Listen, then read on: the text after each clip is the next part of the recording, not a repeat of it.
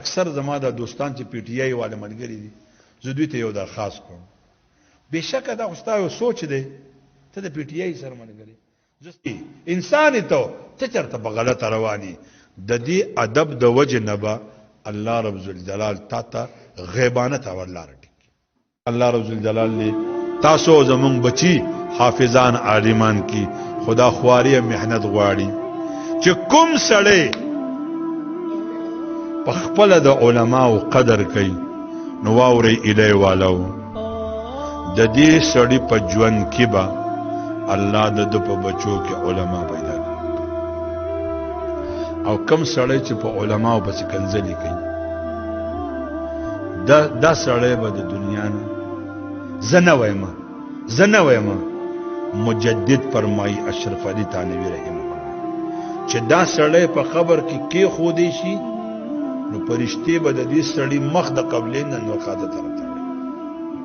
ولی قبله غاړه تلون کې خلق علماو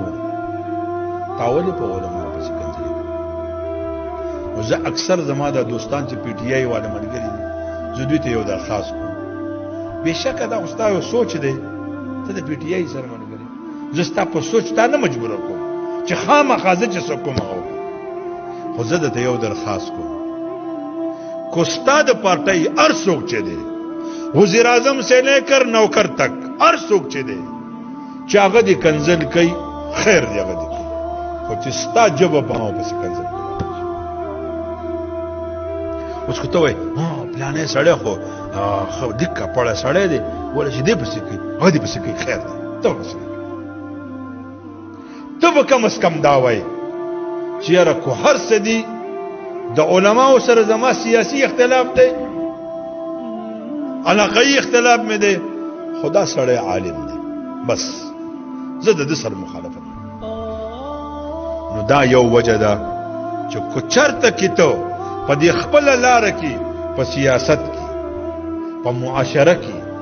په رسم او رواج کې انسان ته چرته په غلطه رواني د دې ادب د وجه نه به الله رب ذوالجلال تا غیبانه تا ورلار ته نه پوهیږي تا په نه پوهیږي باندې یو څه کنځلي کړي نو دا کنځلي مکوا ادب وک ګوره د علماو ادب څومره دی امام احمد ابن حنبل رحمه الله یو ندای کې ناس دی او دس کې او تاسو ته پته چې دا وبو بهيږي نو ممکنه دي چې کوم لفظ زر علامه او غنما نه وبیدا او وبوته واپس لاړه او غلاړه چرته ته بیا لاس نه کی دا ممکنه ده بره یو سړی ناس ته چاغو قتل چې زه چاردام کوم او لاندې امام احمد ابن حنبل ناس اخو مولا دی دا هغه ځای را روان شو کته طرف ته راغی چې زما جوټه او بچرته مستعمل وبو دا د امام احمد ابن حنبل لاس ته لاړ نشي د دې یو ادب د وجنه الله رب ذوالجلال اولیاء سردار ولی علماء ادب زنوای ما د خپل یو د الی د مشر متفوش په خاطر د سمره خانان او ملکان د دوی سره په جرګه کې علماء چرته به هغه خان ملک د مولانا مخ کې نه کېناس اجرته به چرته د مولا راغی د خان کاکا بو ته پاسه دلته کې نه دي ماته یو ملاوي زه وجري ته لاړم خان کاکا ماته پاسې دا ډېر مشر سره و زه نوجوان ما خان کاکا ته ماته ولې پاسې وزې ځان لکړم زه تا ته